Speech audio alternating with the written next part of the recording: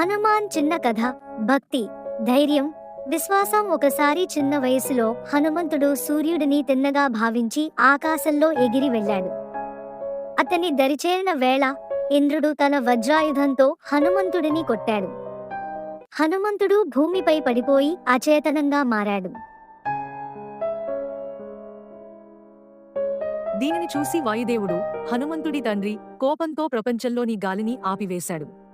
లోకంలో అన్నీ నిలిచిపోయాయి, ప్రాణులు తల్లడిల్లాయి. దేవతలు వచ్చి వాయుదేవుని శాంతింపచేశారు. బ్రహ్మదేవుడు హనుమంతుడికి అమరత్వం వరంగా ఇచ్చాడు. ఇతర దేవతలు కూడా అనేక శక్తులను ప్రసాదించారు. హనుమంతుడు మహాబలశాలి, వేగవంతుడు, భక్తి పరాయణుడు అయ్యాడు. ఈ కథ మనకు భక్తి, ధైర్యం, విశ్వాసం ఉన్నవారిని దేవతలు కూడా కాపాడుతారనే నీతిని నేర్పుతుంది. సందేశం: నిజమైన భక్తి, ధైర్యం, విశ్వాసం ఉంటే ఎలాంటి ఆటంకాలనైనా దాటవచ్చు.